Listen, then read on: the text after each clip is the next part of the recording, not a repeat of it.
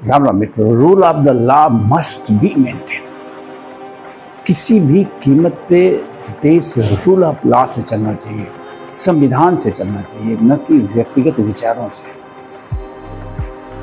वक्फ amendment bill pass होने के बाद जिस तरह के वीडियो सोशल मीडिया पर देखने को मिल रहे हैं एक वर्ग विशेष के जो इस बिल से नाराज हैं, उसको देख के ऐसा ही लगता है कि भारत में रूल ऑफ लॉ को चैलेंज किया जा रहा है। तो उस चीज जो मानता है मानते रहो। आगे बिद्दत को हम नहीं मानते ना इस चीज को। हम अपनी शरीयत के मामले में किसी को दखल अंदाजी देने को पसंद नहीं करते। पर यहाँ सवाल जब शरीयत का आता है तो ये भी है ना कि भारत तो संविधान के हिसाब से चलेगा, शरीयत के हिसाब से थोड़ी। हमारा तो शरीयत से चलेगा ना। हम संविधान को तो मानेंगे, जहाँ संविधान का हक है वहाँ मानेंगे। जो संविधान का हक है वो मांगेंगे। अपने इस्लाम के मामले में, हम दीन के मामले में किसी को दखल अंदाजी देने का हक नहीं रखते। ऐसे कैसे चलेगा देश? हमारे इन बेशर्म नेताओं ने सत्ता की भूख में, सत्ता की लालच में इतना हिम्मत दे दी है लोगों को कि लोग सीधे सीधे रूल ऑफ लॉ को चैलेंज कर रहे हैं।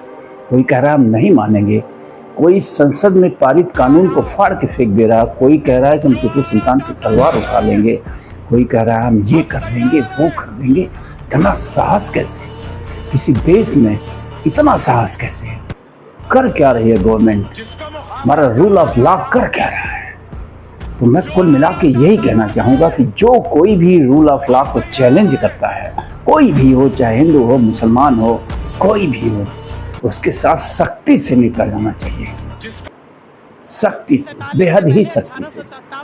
कोई भी अगर संसद के कानून को मानने से इनकार करता है तो आप कंसीडर कर सकते हैं कि ही इज ट्रेटर, देशद्रोही। ऐसे लोगों को माना जाना चाहिए। हाँ, आप विरोध दर्ज करा सकते हैं, शांतिपूर्ण विरोध हुआ, अराजक ना हो, जिससे आम जनता को कोई असुविधा ना हो, या फिर अगर कोई हथियार उठाने की बात करता है। माय गुडनेस, ऐसे लोगों के साथ क्या सलूक होना चाहिए खुद आप लोग निर्धारित करिए। मैं अपील करूंगा इस सरकार से कि किस लिए ये सेना, ये पुलिस, ये सारी चीज़ें रखी गई हैं। ऐसे लोग जो देश के संविधान को सीधा सीधा चैलेंज करते हैं, सड़कों पे उतर के हथियार उठा लेने की बात करते हैं, ऐसे लोगों के साथ क्या सलूक होना चाहिए? आप सब समझ रहे हैं मैं क्या कहना चाहता हूँ। ऐसे लोगों के साथ वही सलूक होना चाहिए जो होना चाहिए। तो कुल मिला के मैं यही कहूँगा कि आज देश की जो स्थिति है वो बेहद ही बेहद ही संवेदनशील है। वोट के नाम पे नेताओं ने जो जहर बोया था दशकों से आज़ादी के बाद से, वो फसल फसल जो बोया था वो फसल कटने के कगार पे है। ऐसे में मैं आगाह करना चाहता हूँ भारत सरकार को, या फिर भारत की जो सैन्य शक्ति है, जो सुरक्षा बल हैं, ऐसी किसी भी परिस्थिति को पनपने न दें। बीज को अंकुरित होने से पहले ही नष्ट कर देने की जरूरत है। ऐसा कोई भी अगर अराजकता फैलाता है विरोध के नाम पे तो उसको एलिमिनेट कर देने की ज़रूरत है समाज से। हमें चाइना से सीखने की ज़रूरत है। चाइना से सीखने की ज़रूरत है कि अगर दाढ़ी बढ़ाओगे तो उखाड़ लेंगे दाढ़ी, अगर जात के नाम पे मूछें ऐंठोगे तो लोगों को डराओगे तो मूछें भी उखाड़ लेंगे तुम्हारी।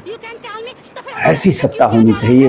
Rule of law must be maintain. ऐसे किसी व्यक्ति को, चाहे वो मुसलमान हो, हिंदू हो, सिख हो, ईसाई हो, किसी को समाज में पनपने देने की आवश्यकता नहीं है।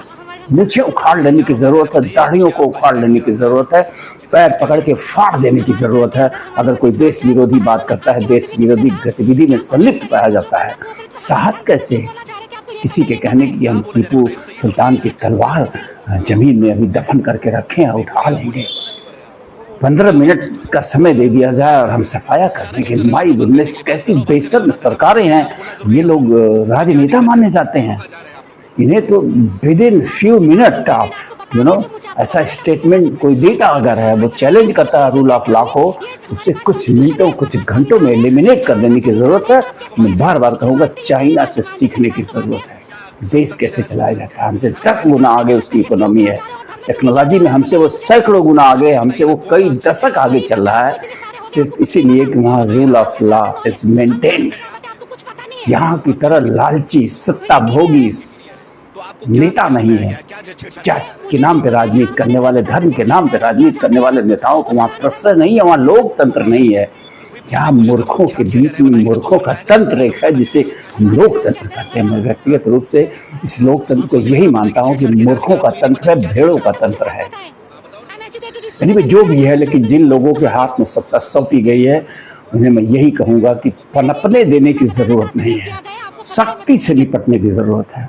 अगर कोई इस ढंग की अराजकता इस बिल के विरोध में खड़ा करता है और इस तरह के धमकी भरे शब्दों का इस्तेमाल करता है तो उसे एलिमिनेट कर देने की ज़रूरत है। That's all. Thank you. नमस्कार।